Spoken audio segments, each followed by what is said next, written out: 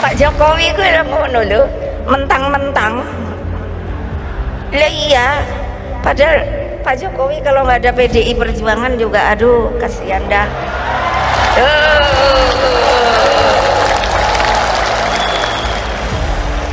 Lo legal formal lo. Beliau jadi presiden tuh nggak ada kan ini. Legal formal diikuti terus kan sama saya. Aturannya, aturan mainnya. Ya dulu maaf ya, beribu maaf. Siapa sih yang tahu Pak Jokowi? Noh, iyalah. Ketika pada mulai nanya, ibu mau nyalonin siapa, ya ntar aja. Selentingan keluar duet Pak Prabowo dan Mas Gibran dijodohkan. Itu aja juga didengerin. Ada dua duetnya di mana di Pertama umur, yang kedua baru 2 tahun aja jadi wali kota. Yang logis saja. Sikap politik Jokowi dan keluarganya bagi malin kundang politik bagi Partai Demokrasi Indonesia Perjuangan. Hal itu diungkapkan politisi PDIP dan juga para buzzer politik. Jokowi dan keluarganya pengkhianat. Mulut bisa bohong. Pak Jokowi akan menuai badai. Itu tahun 21 sebelum dia wali kota, proses pemilihan wali kota Solo dari ranting cabang sampai ini sudah terproses 4 bulan dan sudah final. Memilih Teguh, Purnomo dan Teguh. Oke. Solo. Tetapi Jokowi meminta ke Ibu Mega agar biar anaknya. Oke. Anaknya. Jadi ini khusus Presiden Jokowi minta ke Bu Mega, Ketua Umum PDI Perjuangan supaya anaknya bisa maju wali kota Solo. Ini PP 25, peraturan partai 25 itu mensyaratkan paling tidak minimal 2 tahun. Betul. Sudah ada di partai. Ya, menjadi kader. Dan kemudian pemilihan calon wali kota itu proses dari bawah. Dan itu sudah dijalankan. Oke. Mega karena dia mungkin sayangnya sama Jokowi, dengan hak prerogatif dia abaikanlah itu. Diistimewakanlah ini.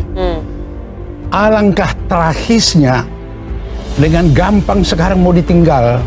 Siapa yang ditinggal maksudnya? Kalau Gibran kemudian maju keluar dari PDI Perjuangan, kita nggak terbayang aku etikanya, tata keramanya, budayanya, nggak terbayang. Menanggapi tentang Gibran Rakabuming Raka yang diusulkan menjadi bakal calon wakil presiden oleh Partai Golongan Karya dalam rapat pimpinan nasional membuat para elit PDIP kebakaran jenggot. Gibran dianggap tidak tahu balas budi. Golkar yang berada dalam koalisi Indonesia Maju mengusung Ketua Umum Partai Gerindra Prabowo Subianto sebagai bakal calon presiden 2024. Berdasarkan hasil pertemuan dengan para ketua DPD tadi malam, Pak, kami rapat cukup lama, cukup hangat, tapi semuanya konsensus mengusulkan, saya tanya dulu, mengusulkan dan mendukung Mas Gibran Rakabuming Raka untuk kita pasangkan dengan Pak Prabowo sebagai bakal calon presiden Republik Indonesia. PDIP mengusung Ganjar Pranowo sebagai bakal capres dan Mahfud MD sebagai bakal cawapres. Maling kundang merupakan dongeng legenda dari Sumatera Barat yang mengisahkan anak laki-laki yang durhaka pada ibunya. Maling kundang sengaja menyakiti hati ibunya sehingga mendapat hukuman yang sangat berat sepanjang hidupnya. Teman yang selama ini bersama kita, saudara yang selama ini bersama kita, keluarga yang selama ini bersama kita, kok bisa nggak sama kita lagi? Dan kita selalu berpikir, iya nggak ya? Kadang-kadang hatinya mengatakan nggak mungkin. Itu mungkin hanya bisa-bisanya media saja. Namun kemudian pikiran kita mengatakan, loh, tapi kok terus-terusan begini? Iya nggak ya? Ternyata iya. Jokowi dan keluarganya tercatat 7 kali mendapatkan tiket untuk maju dalam kontestasi wali kota, gubernur, dan presiden. Jokowi mendapatkan 5 tiket dengan rincian 2 tiket untuk menjadi wali kota Surakarta pada tahun 2005 dan 2010, 1 tiket untuk gubernur DKI Jakarta pada 2012, dan 2 tiket presiden pada tahun 2014 dan 2019, termasuk tiket bagi Gibran untuk menjadi wali kota Solo dan menantu Jokowi, Bobi Nasution, untuk menjadi wali kota Medan pada tahun 2020. Semuanya golden ticket dari PDIP. Ada beberapa orang yang mengatakan kalau seorang presiden menunjuk anak atau keluarganya untuk jabatan politik tertentu, baru itu dinasti. Oke. Tapi kalau anak atau menantu itu dipilih oleh rakyat, itu bukan dinasti dong. Saya mau luruskan itu. Ya, dari mana lagi? Ya, dalam demokrasi, proses politik itu terbelah menjadi 3 tahapan. Oke. 1 seleksi, Oke. 2 eleksi. Kalau saya supaya gampang, election gitu, pemilihan. Okay. Yang ketiga delivery, supaya belakangnya i semua kayak puisi. Okay. Jadi seleksi, eleksi, delivery, itulah proses demokrasi. Yang disebut tidak boleh membangunkan dinasti itu bukan hanya di tengah-tengah pas eleksi, pas seleksi juga.